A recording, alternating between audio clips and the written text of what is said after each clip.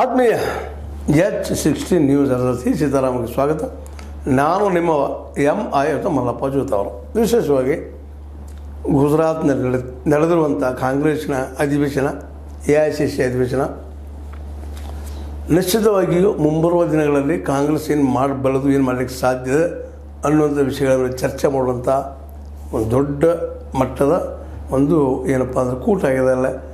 ಅಲ್ಲಿ ಸಾಕಷ್ಟು ಕಾಂಗ್ರೆಸ್ಗೆ ದುಡಿದಂಥವರು, ಕಾಂಗ್ರೆಸ್ನಲ್ಲಿದ್ದಂಥವರು, ಮುಖ್ಯಮಂತ್ರಿಗಳು, ಮಾಜಿ ಮುಖ್ಯಮಂತ್ರಿಗಳು, ಹಾಲಿ ಮುಖ್ಯಮಂತ್ರಿಗಳು, ಹಿಂದುಳಿದವರು ಎಲ್ಲರೂ ಬಂದು ತಮ್ಮ ಅಭಿಪ್ರಾಯವನ್ನು ಹೇಳೋದಷ್ಟೇ ಅಲ್ಲ, ಕಾಂಗ್ರೆಸ್ ನಾವು ಯಾವ ರೀತಿ ಕಟ್ಟಿದರೂ ಉತ್ತಮ ಅನ್ನುವಂಥದ್ದು.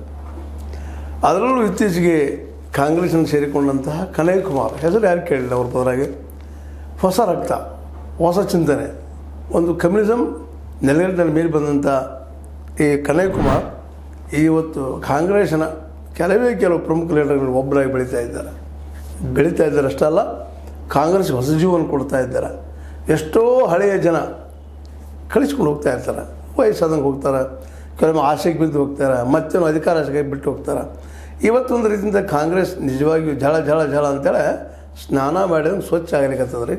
ಅಂಥವ್ರಲ್ಲೇ ಹೋದವರಲ್ಲೇ ಅನೇಕರಿದ್ದಾರೆ, ಅವ್ರ ಬಗ್ಗೆ ಹೇಳೋ ಅವಶ್ಯಕತೆ ಇಲ್ಲ. ಹೋದವ್ರ ಬಗ್ಗೆ ಎಲ್ಲರಿಗೂ ಗೊತ್ತದ, ಹೋಗಲಿ ಅವರು.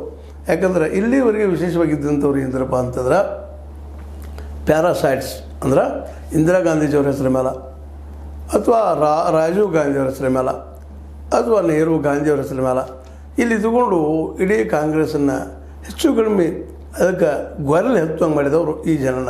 ಇವತ್ತು ಅವ್ರು ಹೋಗಿದ್ದಾರೆ. ಹೊಸ ರಕ್ತ ಬರ್ತಾ ಇದೆ. ತೆಲಂಗಾಣದಲ್ಲಿ ಮುಖ್ಯಮಂತ್ರಿ ಆದಂಥವ್ರು ಅವರು ಬಂದಿದ್ದಾರಲ್ಲ, ಹೊಸ ರಕ್ತ. ರೇವಂತ್ ರೆಡ್ಡಿ ಜೊತೆ ಕನಯ್ ಕುಮಾರ, ಎಷ್ಟೋ ಜನ ಹೊಸ ಜನ ಬರ್ತಾ ಇದ್ದಾರೆ. ಗುಜರಾತ್ನಲ್ಲಿ ಹೋರಾಟ ಮಾಡಿದಂಥ SC ಹೋರಾಟ ಮಾಡಿದಂಥ ವ್ಯಕ್ತಿಗಳು ಎಲ್ಲರೂ ಇವತ್ತು ಕೂಡ್ತಾ ಇದ್ದಾರೆ. ಕೂಡಿದ್ದು ಹೊಸ ಜೀವ ಕೊಡ್ತಾ ಇದ್ದಾರೆ, ಹೊಸ ಒಂದು ವ್ಯಕ್ತಿತ್ವ ಬರ್ತಾ ಇದೆ. ಮತ್ತು ಗುಜರಾತ್ ಮೂಲತಃ ಕಾಂಗ್ರೆಸ್ಸಿನ ಗಡನೂ ಹೋದದು.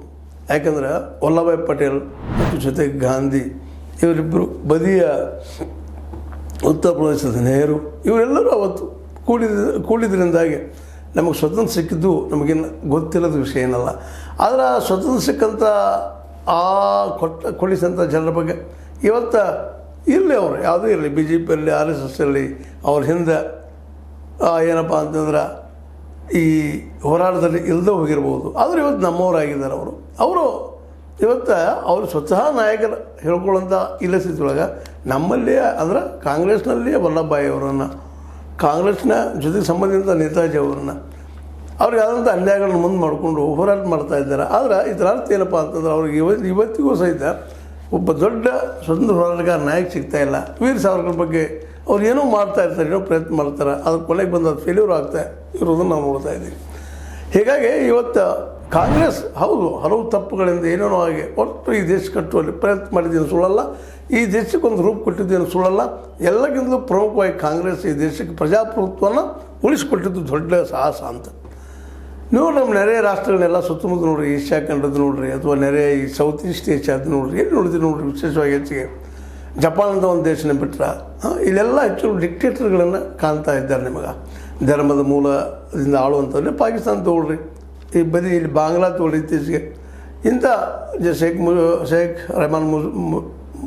ಶೇಖ್ ಮುಜಿಬುರ್ ರೆಹಮಾನ್ ಅವರಾಗಿರ್ಬೋದು, ಅಥವಾ ಇನ್ನುಳಿದವರಾಗಿರ್ಬೋದು, ಅವರೆಲ್ಲ ಸ್ವಂತ ಕೊಟ್ಟಿದ್ದನ್ನು ಯಾವ ರೀತಿಯಾಗಿ ಅಲ್ಲಿ ಕಳ್ಕೊಂಡು ಇವತ್ತು ಮತ್ತು ಡಿಕ್ಟೇಟರ್ ರೂಪದ ಹೊಸ ರೂಪಗಳು ಪಡಿತಾ ಇದ್ದಾವೆ. ಪಾಕಿಸ್ತಾನ ಅಂತ ನಿರಂತರವಾಗಿ ಧರ್ಮ ನೆಲೆಗಟ್ಟಿನಲ್ಲಿ ಗುಲಾಮಗಿರಿಯನ್ನು ಬೆಳೆಸ್ಕೊಂಡು ಬಂದಿದ್ದು ನಾವು ನೋಡ್ತಾ ಇದ್ದೀವಿ. ನೇಪಾಳನೂ ಅಷ್ಟೇ, ಚೈನಾನೂ ಅಷ್ಟೇ. ಚೈನಾದಲ್ಲಿ ಕಮ್ಯುನಿಸಮ್ ಹೆಸರ ಮೇಲೆ, ಸಮಾನತೆ ಹೆಸರ ಮೇಲೆ ಅಲ್ಲಿ ಡಿಕ್ಟೇಟರ್ ಆಳ್ತಾ ಇರೋದು ನಾವು ನೋಡ್ತಾ ಇದ್ದೀವಿ. ಇವೆಲ್ಲದು ನೋಡೋಕ್ಕೆ ಭಾರತ ಎಲ್ಲೂ ಎಲ್ಲ ಪೂರ್ಣ ಪ್ರಮಾಣದಲ್ಲಿ ಪ್ರಜಾಪ್ರಭುತ್ವ ಅದ ಅಂತ ಹೇಳೋಕ್ಕಿಂತಲೂ ಇದ್ದಿದ್ದನ್ನು ಸಮಾಧಾನ ಮಾಡ್ಕೊಳ್ಳೋಂಥ ಪರಿಸ್ಥಿತಿ ಅದ. ಯಾಕಂದರೆ ಇಲ್ಲೂ ನಮ್ಮಲ್ಲೂ ಸಹಿತ ರಾಜತ್ವವನ್ನು ಅನುಭವಿಸಿ ಬಂದಂಥವು. ಹೀಗಾಗಿ ನಾವೆಲ್ಲರೂ ರಾಜತ್ವ ಪ್ರಿಯರು. ಆದ್ದರಿಂದ ಕೆಲವೊಂದು ನಮ್ಮಲ್ಲಿ ಇನ್ನೂ ಇಂಡೈರೆಕ್ಟ್ ಏನಪ್ಪ ಅಂದ್ರೆ ಪ್ರಜಾಪ್ರಭುತ್ವ ನಮ್ಮಲ್ಲಿ ಅದ ಅಂತ ಹೇಳ್ಬೇಕಾಗಿದೆ. ಅದೇ ಕಾಲಕ್ಕೆ ಇಂಡೈರೆಕ್ಟ್ ಡಿಕ್ಟೇಟರ್ಶಿಪ್ಪು ಅದಂತ ಹೇಳ್ಬೇಕಾಗಿದೆ.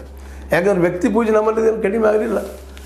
ಒಂದು ಕಾಲಕ್ಕೆ ಗಾಂಧಿಯವ್ರನ್ನ ವ್ಯಕ್ತಿ ಪೂಜೆಯಾಗಿ ಮಾಡಿದ್ವಿ, ನಂತರ ನೆಹರು ಅವ್ರನ್ನ ವ್ಯಕ್ತಿ ಪೂಜೆಯಾಗಿ ಮಾಡಿದ್ವಿ, ನಂತರ ಇಂದಿರಾ ಗಾಂಧಿಯವ್ರನ್ನ, ನಂತರ ರಾಹುಲ್ ಗಾಂಧಿ, ರಾಜೀವ್ ಗಾಂಧಿ, ಈ ಎಲ್ಲ ಇವತ್ತು ಮೋದಿ ಅವ್ರನ್ನ, ಅದೇ ಕಾಲಕ್ಕೆ ವಾಜಪೇಯಿ ಅವ್ರನ್ನ ನಾವೆಲ್ಲರೂ ಒಂದು ದೃಷ್ಟಿಯಿಂದ ವ್ಯಕ್ತಿ ಪೂಜೆ ಜೊತೆಗೆ ಇಂಡೈರೆಕ್ಟ್ ಡಿಕ್ಟೇಟರ್ಶಿಪ್ಪದ ನೆಲೆಯಲ್ಲೇ ಇವೆಲ್ಲ ಮಾಡ್ಕೊಂಡು ಬಂದಂಥವ್ರು. ಇಂಥ ಪ್ರಸಂಗದಲ್ಲೇ ಕಾಂಗ್ರೆಸ್ನಲ್ಲಿ ಅನೇಕ ದಿಗ್ಗಜ ನೇತಾರರು ಬಂದರು.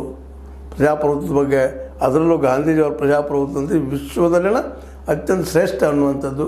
ಜೊತೆಗೆ ಅಂಬೇಡ್ಕರ್ ಅಂತ ಒಬ್ಬ ಗ್ರೇಟ್ ಅಥವಾ ಅತ್ಯಂತ ಗರಿಷ್ಠ ಮಟ್ಟದ ವಿದ್ವತ್ತಿದ್ದಂಥ ವ್ಯಕ್ತಿ ಸಂವಿಧಾನ ಹೆಸರುಕೊಳ್ಳೋದು ಅಷ್ಟೆಲ್ಲ, ಸಂವಿಧಾನ ತುಂಬೆಲ್ಲ ಪ್ರಜಾಪ್ರಭುತ್ವದ ಒಂದು ಏನಪ್ಪ ಒಂದು ಹೂರಣವನ್ನು ತುಂಬಿ ನಮಗೆ ನೀಡಿದ್ದು ಇದು ಸಣ್ಣ ಸಾಹಸ ಅಲ್ಲ.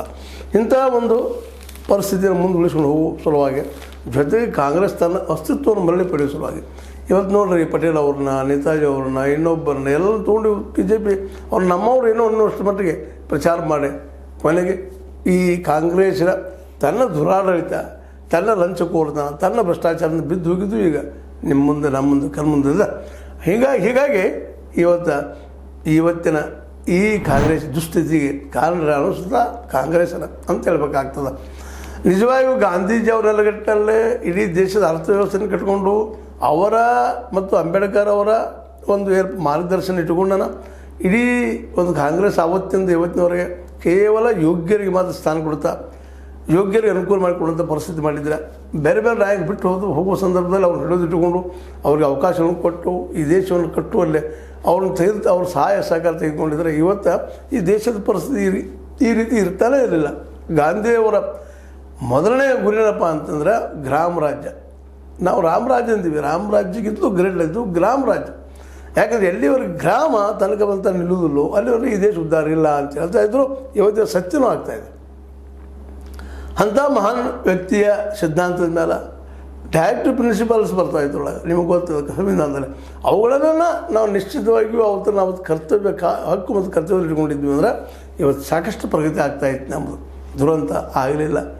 ಯಾಕಪ್ಪ ಅಂತಂದ್ರೆ ಇಲ್ಲೇ ನೆಹರು ಮತ್ತು ಅವ್ರ ನಂತರ ಅವ್ರ ಸಂತತಿಯವರು ಒಂದಿಷ್ಟು ತಪ್ಪು ಮಾಡಿದ್ದೀನಿ, ಸುಳ್ಳಲ್ಲ. ಒಳ್ಳೆ ಆಡಳಿತ ಕೊಟ್ಟರು, ಇಲ್ಲಂತೂ ಅನ್ಲಿಕ್ಕೆ ಆಗೋದಿಲ್ಲ. ಆದರೆ ಇಂದಿರಾ ಗಾಂಧಿ ಅವ್ರ ಕಾಲದಲ್ಲಿ ಒಂದಿಷ್ಟು ಇಳುವುಗಳಾದವು. ಅದರಿಂದಾಗಿ ಇಲ್ಲೇ ಕಾಂಗ್ರೆಸ್ ಏನಾಗಿಬಿಟ್ಟಿದ್ದಪ್ಪ ಅಂದ್ರೆ ಭ್ರಷ್ಟರ ಕೂಟ ಅನ್ನೋದು ಇತಿಹಾಸದಲ್ಲಿ ನೋಡಿದಂಥ ವಿಷಯ ಆಗಿದೆ. ಹೀಗಾಗಿ ಜನ ಬೇಸತ್ತು ಬೆಲೆ ಏರಿಕೆ, ಆವತ್ತು ಬೆಲೆ ಏರಿಕೆ ಇತ್ತು, ಇವತ್ತು ಅದ. ಈ ನಮ್ಮ ಮೋದಿಯವ್ರ ಕೈಗೆ ಅಲ್ಕಿಪುರದಲ್ಲಿ ನಮ್ಮ ಏನಪ್ಪ ಅಂತಂದ್ರೆ ವಾಜಪೇಯಿಯವ್ರ ಕೈಗೆ ಆಡಳಿತ ಕೊಟ್ಟಿದ್ದೀನಿ ಸುಳ್ಳಲ್ಲ. ಆದರೆ ವಾಜಪೇಯಿ ಅವ್ರ ಕಾಲದಲ್ಲಿ ಒಂದು ಸ್ವಲ್ಪ ಏನೋ ಗಾಂಧಿಯವ್ರ ವಿಚಾರ, ಇನ್ನೊಬ್ಬರ ವಿಚಾರ ಇರೋದರಿಂದಾಗಿ ನಮ್ಮ ದೇಶದಲ್ಲಿ ಯಾವ ಪ್ರಮಾಣದಲ್ಲಿ ಈ ವಿದೇಶಿ ಬಂಡವಾಳ ಅಥವಾ ಈ ಕಾರ್ಪೊರೇಟ್ ಬರಬೇಕಾಗಿತ್ತು ಆ ಪ್ರಮಾಣ ಬರಲಿಲ್ಲ ಅಂದರೂ ಅಡ್ಡಿ ಇಲ್ಲ. ಆದರೆ ಒಂದಿಷ್ಟು ಸೇವಂತಿಗೆ ಇತ್ತು, ಅದ್ರ ಇಲ್ಲ ಅಂತಲ್ಲ. ಯಾವಾಗ ಮೋದಿಯವ್ರು ಬಂದರು ಅಂದ್ರೆ ನಡಕ್ಕೆ ಮನಮೋಹನ್ ಸಿಂಗ್ರು ಬರ್ತಾರೆ. ಮನಮೋಹನ್ ಸಿಂಗ್ರು ಸಹಿತ ಓಪನ್ ಮಾರ್ಕೆಟ್ ಮಾಡ್ತಾರೆ. ಅವ್ರು ಬುದ್ಧಿವಂತರಿದ್ದರು, ಜೊತೆಗೆ ಪ್ರಾಮಾಣಿಕರು ಇದ್ದರು. ಹೀಗಾಗಿ ಓಪನ್ ಮಾರ್ಕೆಟ್ ಆರಂಭದಲ್ಲಿ ನಾವು ಭಾಳಷ್ಟು ಏನಪ್ಪ ಅಂದ್ರೆ ಮಾರ್ಕೆಟ್ ಕೊಟ್ಟ ನಮ್ಮನ್ನು ಎಬ್ಬಿಸಿಡಿತು. ಆದರೆ ಒಂದು ಮಾರ್ಕೆಟ್ ಅದಕ್ಕೂ ಕೊಡಲಿಕ್ಕಾಗಲಿಲ್ಲ. ಏನಪ್ಪ ಅಂದ್ರೆ ಅಗ್ರಿಕಲ್ಚರ್ಗೆ, ಒಕ್ಕಲ್ತನಕ್ಕೆ ಏನಾದರೂ ಮಾರ್ಕೆಟ್ ಮಾಡಿ ಕೊಟ್ಟಿದ್ದರೆ ಮನಮೋಹನ್ ಸಿಂಗ್ರು ಇವತ್ತು ಈ ದುಸ್ಥಿತಿ ಬರ್ತಾ ಇರಲಿಲ್ಲ. ಯಾಕೋ ಏನೋ ಅವರು ಓಪನ್ ಮಾರ್ಕೆಟ್ಗೆ, ಅದರಲ್ಲೂ ಯುರೋಪ್ ಮತ್ತು ಅಮೆರಿಕ ಖಂಡದ ಆರ್ಥಿಕ ವ್ಯವಸ್ಥೆಗೆ ಮರಳು ಹೋದರು, ಮತ್ತೇನೋ ಆದರು, ಮಾಡಿದ್ರು, ತಂದರು. ತಮ್ಮ ಕಾಲದಲ್ಲೇ ಒಳ್ಳೆಯ ಅಭಿಪ್ರಾಯ. ಇವತ್ತಿನ ಸ್ಥಿತಿ ನೋಡಿದರೆ ಇದಕ್ಕಿಂತ ಒಳ್ಳೆಯ ಆಡಳಿತ ಕೊಟ್ಟರು. ಆದರೆ ಈಗ ಮೋದಿಯವರು ಈ ಕಳೆದ ಒಂದು 11 ವರ್ಷದಿಂದ ಬಂದ್ರಲ್ಲ, ಇವರು ಓಪನ್ ಮಾರ್ಕೆಟದ ಏನಪ್ಪ ಅಂತಂದ್ರೆ ಇಲ್ಲಿಯ ನಾನು ಇಲ್ಲೇ ಮೋದಿಯವ್ರಿಗೆ ಬ್ಲೇಮ್ ಮಾಡಲಿಕ್ಕೆ ಹೋಗೋದಿಲ್ಲ ಅಥವಾ ಆರೋಪ ಮಾಡಲಿಕ್ಕೆ ಹೋಗೋದಿಲ್ಲ. ಯಾಕಂತಂದ್ರೆ ಮೋದಿಯವರು ಒಳ್ಳೆಯ ಕಳಕಳಿದ್ದಂಥ ವ್ಯಕ್ತಿ ಅಂತ ನಾವು ಇಟ್ಕೊಳ್ಳೋಣ. ಆದರೆ ಅವ್ರು ಹಿಂದಿದ್ದಂಥ ಒಂದ್ಸಲ ಬುದ್ಧಿವಂತ ವರ್ಗದವರು ಇಡೀ ವ್ಯವಸ್ಥೆಯನ್ನು ತಮ್ಮ ಬೇಕಾದಂಗೆ ಇಟ್ಕೊಂಡು ಮಾಡಿದರು ಅನ್ನೋದು ಅಷ್ಟೇ ಸತ್ಯದ. ಕೆಲವು ಕಾರ್ಪೊರೇಟ್ಗಳು ಬೆಳೆದರು, ಕೆಲವು ಶ್ರೀಮಂತ ವರ್ಗ ಬೆಳೀತು. ಇಡೀ ದೇಶಕ್ಕೆ ಮಾತ್ರ ಅನ್ಯಾಯ ಆಯಿತು ಇವ್ರ ಕಾಲದಲ್ಲಿ. ಅದಕ್ಕಾಗಿ ಇವತ್ತು ನಮ್ಮ ಕಾಂಗ್ರೆಸ್ ಅಧಿವೇಶನದಲ್ಲೇ ಮೋದಿಯವ್ರಿಗಿಂತ ಹೆಚ್ಚು ಟೀಕಾ ಮಾಡೋದು ಆರ್ ಎಸ್ ಎಸ್ ಅಂತ ಒಂದು ಪ್ರಬುದ್ಧ, ಬುದ್ಧಿವಂತ ಮತ್ತು ಈ ದೇಶಕ್ಕೆ ಏನು ಬೇಕು ಇಲ್ಲೇ ಬೆಳೆದವರು, ನಮ್ಮ ದೇಶದ ಸ್ವಾತಂತ್ರ್ಯ ಹೋರಾಟದಲ್ಲೇ ಭಾಗವಹಿಸದೇ ಇರ್ಬೋದು, ಇರಲಿ, ಏನು ತಪ್ಪಿಲ್ಲ. ಆದರೆ ಈ ಕಾರ್ಪೊರೇಟ್ಗಳಿಂದ ಈ ದೇಶಕ್ಕೆ ಅನ್ಯಾಯ ಆಗ್ತದೆ, ಈ ದೇಶ ರೈತ ಇದ್ದರೆ ಈ ದೇಶ ಉಳಿತದ ಅನ್ನುವಂಥ ವಿಚಾರನ ಯಾಕೆ ಅವ್ರು ತಿಳ್ಕೊಳ್ಳಿಲ್ಲ ಅಂತ. ಕೇವಲ ವ್ಯಾಪಾರಿ ವರ್ಗದ ದೃಷ್ಟಿಕೋನ ಅಷ್ಟೇ ತಮ್ಮಲ್ಲಿಟ್ಟುಕೊಂಡು ಮತ್ತದು ವ್ಯಾಪಾರಿ ವರ್ಗ ಬಿಟ್ಟರು. ವ್ಯಾಪಾರ ವರ್ಗ ಬಿಟ್ಟ ಪೂರ್ತಿ ಕಾರ್ಪೊರೇಟ್ ಕೈಯಲ್ಲಿ ಸಿಗೋಂಗೆ ಈ ದೇಶ ಮಾಡಿದ್ದು ಮೋದಿಯವ್ರಿಗಿಂತ ಹೆಚ್ಚು ದೊಡ್ಡ ತಪ್ಪು. ಆರ್ ಎಸ್ ಎಸ್ ಅನ್ನೋದರಲ್ಲಿ ನಾವು ಅಲ್ಲಗಳಿಲಿಕ್ಕೆ ಆಗೋದಿಲ್ಲ ಅಂತ. ಈ ಇತಿಹಾಸ ಕಳೆದ 10 ವರ್ಷಗಳ ಇತಿಹಾಸ ನೋಡಿದಾಗ ಎಷ್ಟು ಜನಪ್ಪ ಈ ದೇಶದ 200-250 ಜನ ಅಥವಾ 300 ಜನ ಕಾರ್ಪೊರೇಟ್ಗಳಿಗಾಗಿ ಈ ದೇಶದಪ್ಪ ಅನ್ನೋಂಗೆ ಆಗಿ ಹೋಗ್ಬಿಡ್ತು. ಅವ್ರು ರಿಟರ್ನ್ ಅಪ್ ಆಯಿತು, ಅವ್ರ ದುಡ್ಡು ಮಾಪ ಅದು, ದೇಶ ಓಡಿ ಅದು ಏನೆಲ್ಲ ಅದು. ಯಾವೊಬ್ಬ ಕಾರ್ಪೊರೇಟ್ಗೂ ಇಲ್ಲಿವರೆಗೆ ಶಿಕ್ಷೆ ಆಗಲಿಲ್ಲ.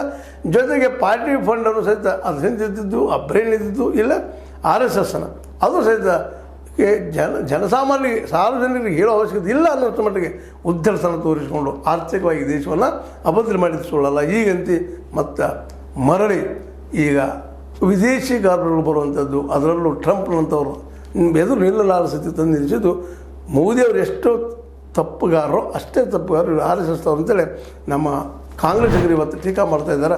ಮೇನ್ ಅವ್ರ ಟೀಕೆ ಇರೋದು ಇವತ್ತು RSS ಮೇಲೆ.